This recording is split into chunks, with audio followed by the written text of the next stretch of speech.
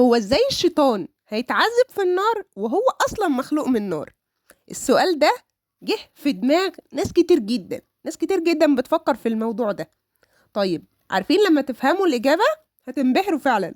يلا بينا نصلي على النبي عليه الصلاة والسلام. بصوا بقى، إبليس فعلا اتخلق من نار، وده مذكور في القرآن. قال تعالى: خلقتني من نار وخلقته من طين. بس هنا في نقطة مهمة جدا. الشيطان كونه مخلوق من نار ده مش معناه ان النار ما تأذيهوش. يعني مثلا هديكوا مثال، احنا البني ادمين، بني ادم مخلوقين من ايه؟ مخلوقين من طين. طيب هل نقدر نعيش تحت الجبل؟ طبعا ما نقدرش. الطوب، لو حد ضرب علينا طوبة هنتأذي ولا مش هنتأذي؟ طبعا هنتأذي، مع ان ده طين وده طين. طيب لو حد رمى عليك تراب، عينك هتتأذي، جسمك هيتأذي. تمام؟ هو ده نفس الفكرة مع الجن والشيطان. هما اتخلقوا من نوع من نار، لكن خلينا متفقين ان نار جهنم دي حاجة تانية خالص، ربنا يكفينا شرها.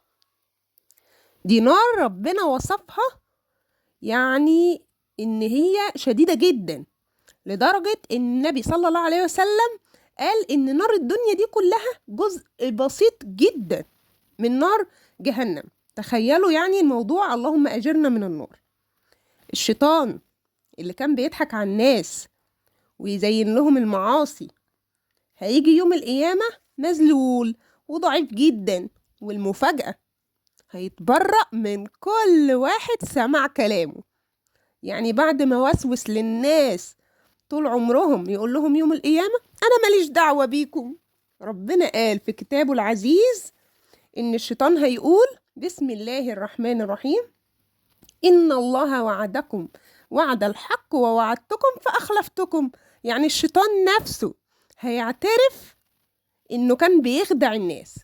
وعشان كده أخطر حاجة إن الإنسان يمشي ورا الشيطان وينسى إن نهايته هو نفسه النار والعذاب. كل مرة تلاقي نفسك بتتكسل عن العبادات أو بتقرب من ذنب أنت عارفه ومداوم عليه، افتكر إن الشيطان ده عدو مبين وعايز يضيعك. لكن الجميل إن باب ربنا دايما مفتوح لنا، وربنا بيقول لنا دايما نستعيذ بالله من الشيطان الرجيم. عايزة الكومنتات كلها صلاة على النبي صلى الله عليه وسلم، واكتبوا أعوذ بالله من الشيطان الرجيم، اللهم أجرنا من نار جهنم. أتمنى فيديو النهاردة يكون عجبكم ولمس قلوبكم. ما تنسوش تعملوا لايك للفيديو واشتراك في القناة وتكتبوا تعليق محفز. والسلام عليكم ورحمة الله وبركاته.